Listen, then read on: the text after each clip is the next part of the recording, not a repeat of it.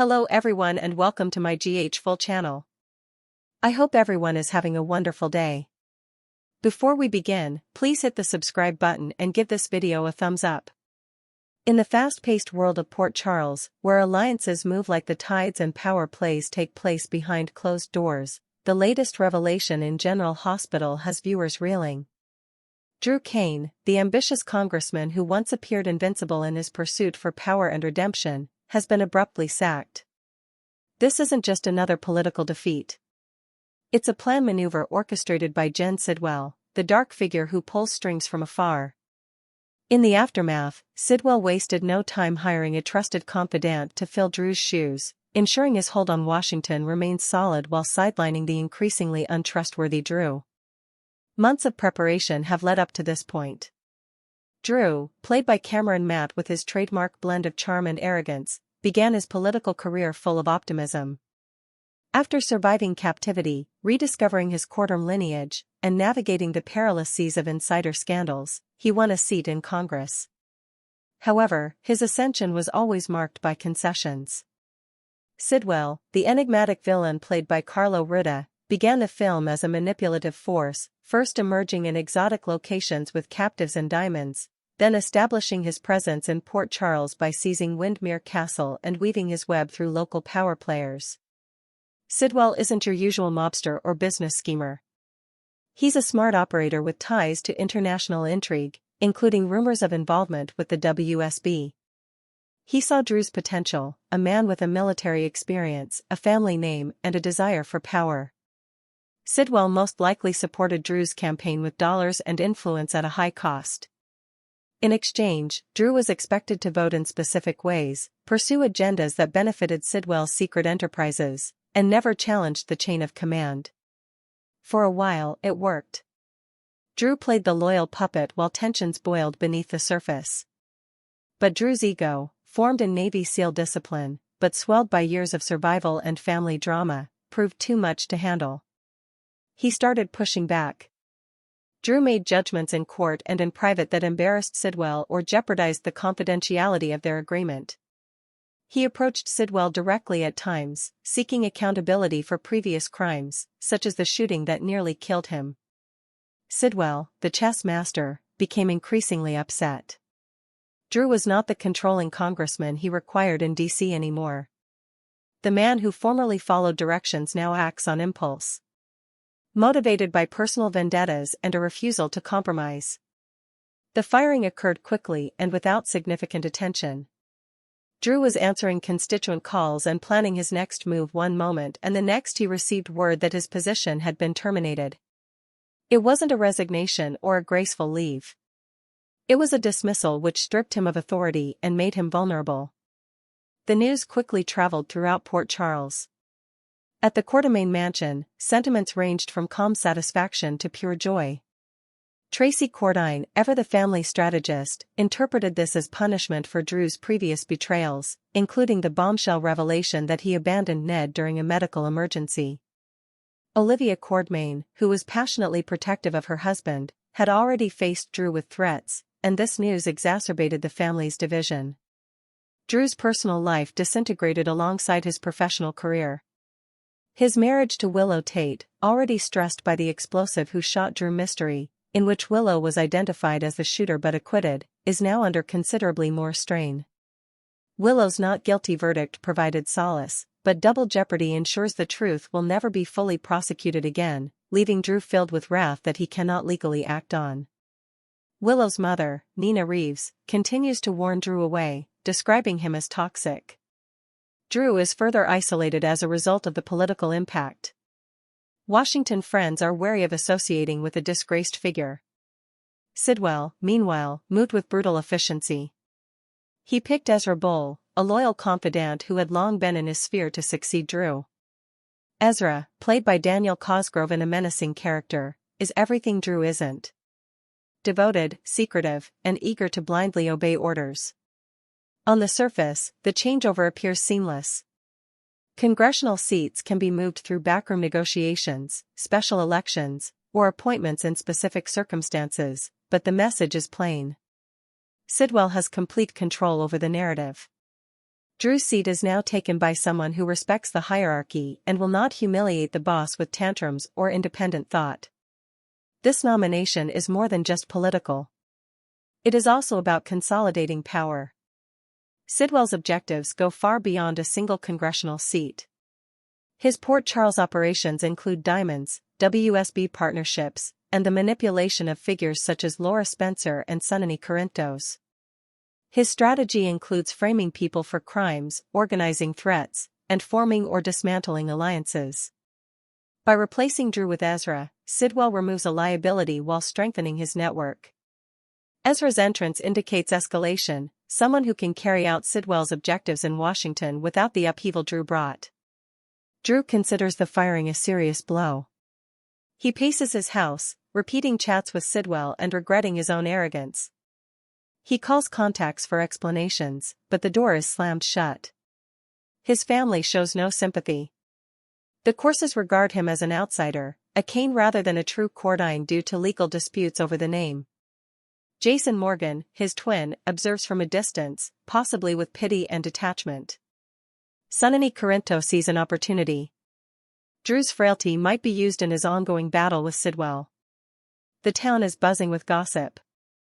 At Kelly's, customers discuss Drew's fall from grace.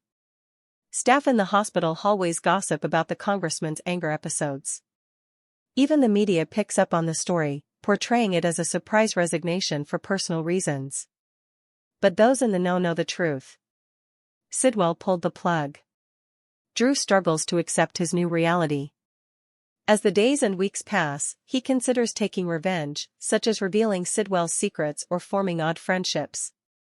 Rumors circulate that he may approach Sonny or Jason, former foes who have become possible allies against a common menace. Sidwell, cognizant of Drew's unpredictability, plans countermeasures. He might even consider more permanent measures, similar to previous treatments administered to difficult acquaintances such as Henry Dalton. The ripple effects affect everyone. Willow considers her options caught between loyalty and self-preservation. Knock convinces Willow to end her relationship with Drew. Laura navigates Sidwell's subtle threats, knowing that his power has spread deeper into government. Sidwell's son, Marco Rios, observes his father's maneuvers with pride, learning the family business of control and punishment. In Port Charles, no victory is permanent and no defeat is final. Drew's termination ends one chapter and begins another darker one. Drew, Sidwell's trusted confidant, now controls the reins, but he's not one to go quietly. His story, full of betrayal, ambition, and survival, promises more surprises. The power dynamic has changed. Yet, the game continues with more stakes than ever. Will Drew restore his position, destroy Sidwell, or become another casualty in the never-ending drama of General Hospital? Only time and the following dramatic turn will tell. Drew didn't expect to hear those remarks. Not really. They were plainly spoken, measured, legal, and cold, but they sounded like static in his ears. Fired. Effective immediately. No ceremony. No easing of the impact. He was still arguing about leverage, alliances, and optics. Next, the chair across from him was moved back. Papers were gathered, and the choice was made. It was humiliating for a man who had based his entire sense of worth on control and being necessary. He stood slowly and straightened his jacket out of habit rather than confidence. Nobody stopped him. Nobody asked for a final word. Drew Cain, formerly regarded as a powerful figure with vision and influence, was abruptly rendered unimportant. As he walked out of the room, he sensed it in every turned shoulder and avoided glance. Poor Charles didn't always wait for confirmation before revising the story, and the rewrite was already underway. The news spread quickly. When Drew arrived at the parking lot, his phone was constantly buzzing. Messages from allies questioning what happened from foes claiming concern. People who had previously asked for his support and now merely wanted confirmation that the stories were real. He disregarded them all. For once, he did not have a spin prepared. He didn't know where to start. Across town, Sidwell sat calmly in his office, listening while his assistant completed giving the last details. Drew's termination had gone smoothly. There are no procedural hiccups. No last-minute objections, exactly as planned. Sidwell did not smile. He never did when everything went his way. Satisfaction for him was silent, precise. He switched his attention to the next phase, which he had been planning for long before Drew noticed the ground under him shifting. "Bring him in," Sidwell replied simply. Within an hour, the man picked to replace Drew had arrived. Not a public figure, not a showy name that would elicit suspicion. A trusted confidant, someone who understood Sidwell's methods, priorities, and most importantly, his secrets. Someone who was loyal to Sidwell rather than the institution. When the door closed behind them, Sidwell took a moment to reflect about the future. Drew had been beneficial once, charismatic, convincing. However, Drew had become emotional, impetuous, and increasingly unpredictable. Sidwell did not need more liability. He craved steadiness, control. "You understand why you're here," Sidwell replied. The man nodded. "You want someone who won't make waves." "I want someone who knows when to make them," corrected Sidwell. "And when to disappear beneath the surface." Meanwhile, Drew's fall reverberated around Port Charles in surprising ways. When his name came up in talk at the Metro Court, everyone remained quiet. A few folks were astonished. Others claimed to have seen it coming. A few people softly expressed relief. Drew had quickly accumulated authority, and power always makes people nervous, especially when it is wielded with personal vendettas lurking beneath the surface. Willow learned the news from Nina, who attempted to sound neutral, but failed. There was too much history and unresolved conflict. Willow experienced a peculiar combination of emotions that she did not want to investigate too carefully. She wasn't celebrating, and she wasn't mourning. Drew's goals had started to absorb everything around him, including the people he claimed to care about. "This changes things," Na explained thoughtfully. "Yes," Willow responded. "It does." Across town, Michael took the news with a completely different expression, one of calculating. Drew's firing did not undo the damage he had done, but it did change the board. It generated openings, vulnerabilities, and Michael had long realized that moments like these didn't happen often. Even Michael realized that Drew would not go quietly, and he was correct. Drew spent the night alone, repeating every discussion and caution he had ignored. Sidwell's placid manner suddenly appeared to be more patient than cooperative. Drew discovered too late that he had been managed rather than collaborated with, used, and then discarded. By daybreak, his rage had turned into determination. They might have taken his position, but not his voice, or his contacts, or his capacity to create chaos when cornered. Drew Cain had never been adept at accepting defeat, and today was no different. What he didn't realize was how completely Sidwell had planned that retort. The new hire wasted no time settling in. Within a few days, modest changes were occurring. Meetings were reformed. Information flow has been diverted. People who had counted on Drew's favor suddenly found their calls unanswered. Others who had previously been sidelined discovered that doors were opening. Sidwell watched everything with approval. This was how authority was supposed to operate, quietly, effectively, and without ego. When Drew learned that his replacement was already receiving acclaim for steady leadership, something inside him snapped. He arrived unannounced, demanding explanations and a meeting. Security stopped him before he could reach the elevator. "That's your answer," a regretful guard replied. Drew moved away, humiliated yet again, unknowing that Sidwell was observing from a window above, 3 steps ahead. The confidant stood beside Sidwell, watching silently. "He'll make some noise," the man added. "Let him," Sidwell responded. Noise fades. Structure lasts. As Drew vanished into the crowd, the balance of power in Port Charles altered again. Old alliances weakened. New ones formed. And somewhere behind it all, Sidwell's power became stronger. Not via appeal, but by control. Drew Cain was no longer in command. For the first time, he didn't know how to get back there. Drew did not return home after being turned away. He drove. There was no destination at first. Only mobility, as if lingering in one place would force reality into his bones. Poor Charles blurred by his windshield. The hospital, the docks, and the familiar streets where he used to walk with purpose. Every corner felt like a reminder of what he had lost. The sun had just begun to rise when he finally came to a stop.